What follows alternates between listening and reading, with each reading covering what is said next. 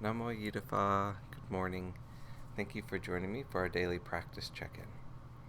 Listen, listen, listen.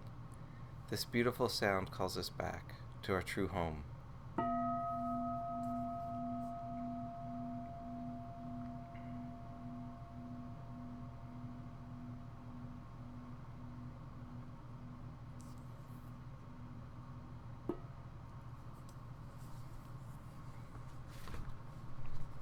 The second mindfulness training.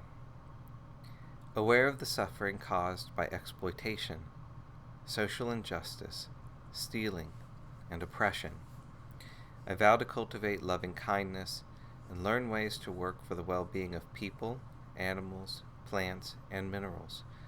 I will practice generosity by sharing my time, energy, and material resources with those who are in real need.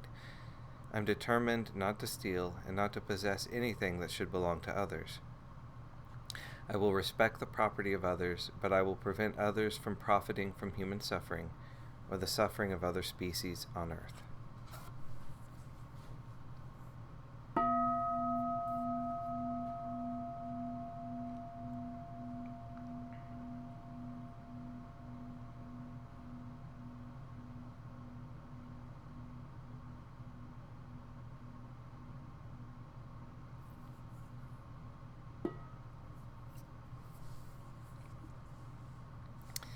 We've been reading Ajahn Chah's book, Bodhinyana, and this morning we're ready to begin a new Dharma talk named Dhamma Nature. Sometimes when a fruit tree is in bloom, a breeze stirs and scatters blossoms to the ground. Some buds remain and grow into a small green fruit. A wind blows and some of them too fall. Still others may become fruit or nearly ripe, or some even fully ripe before they fall. And so it is with people. Like flowers and fruit in the wind, they too fall in different stages of life. Some people die while still in the womb, others within only a few days after birth. Some people live for a few years, then die, never having reached maturity. Men and women die in their youth. Still others reach a ripe old age before they die. When reflecting upon people, consider the nature of fruit in the wind. Both are very uncertain. This uncertain nature of things can also be seen in the monastic life. Some people come to the monastery intending to ordain, but change their minds and leave, some with heads already shaved. Others are already novices when they decide to leave. Some ordain for only one rains retreat, then disrobe. Just like fruit in the wind, all very uncertain. Our minds are also similar. A mental impression arises, draws and pulls at the mind, then the mind falls, just like fruit. The Buddha understood this uncertain nature of things. He observed the phenomena of fruit in the wind and reflected upon the monks and novices who were his disciples. He found that they too were essentially of the same nature, uncertain. How could it be otherwise? This is just the way of all things. Thus, for one who is practicing with awareness, it isn't necessary to have someone to advise and teach all that much to be able to see and understand. An example is the case of the Buddha, who in a previous life was King Mahajanaka. He didn't need to study very much. All he had to do was observe a mango tree.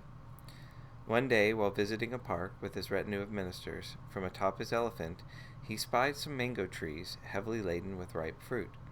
Not being able to stop at the time, he determined in his mind to return later to partake of some. Little did he know, however, that his ministers, coming along behind, would greedily gather them all up, that they would use poles to knock them down, beating and breaking the branches and tearing and scattering the leaves. Returning in the evening to the mango grove, the king, already imagining in his mind the delicious taste of the mangoes, suddenly discovered that they were all gone, completely finished, and not only that, but the branches and leaves had been thoroughly thrashed and scattered. The king, quite disappointed and upset, then noticed another mango tree nearby, with its leaves and branches still intact. He wondered why. He then realized it was because that tree had no fruit. If a tree has no fruit, nobody disturbs it, and so its leaves and branches are not damaged. This lesson kept him absorbed in thought all the way back to the palace. It's unpleasant, troublesome, and difficult to be a king. It requires constant concern for all his subjects. What if there are attempts to attack, plunder, and seize parts of his kingdom? He could not rest peacefully. Even in his sleep, he was disturbed by dreams. He saw in his mind once again the mango tree without fruit and its undamaged leaves and branches. If we become similar to that mango tree, he thought, our leaves and branches too would not be damaged. In his chamber he sat and meditated. Finally, he decided to ordain as a monk, having been inspired by this lesson of the mango tree. He compared himself to that mango tree and concluded that if one didn't become involved in the ways of the world, one would be truly independent, free from worries or difficulties. The mind would be untroubled. Reflecting thus, he ordained. From then on, wherever he went, when asked who his teacher was, he would answer, a mango tree. He didn't need to receive teaching all that much. A mango tree was the cause of his awakening to the Upanayiko Dhamma, the teaching leading inwards. And with this awakening, he became a monk, one who has few concerns, is content with little, and who delights in solitude. His royal status given up, his mind was finally at peace.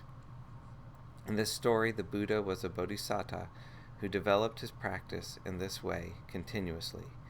Like the Buddha as King Mahajanaka, we too should look around us and be observant, because everything in the world is ready to teach us.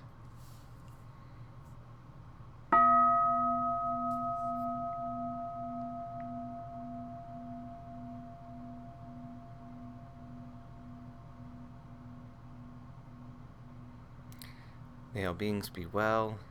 May all beings be happy. May all beings be peaceful. Sadhu, sadhu, sadhu. Thank you for joining me this morning.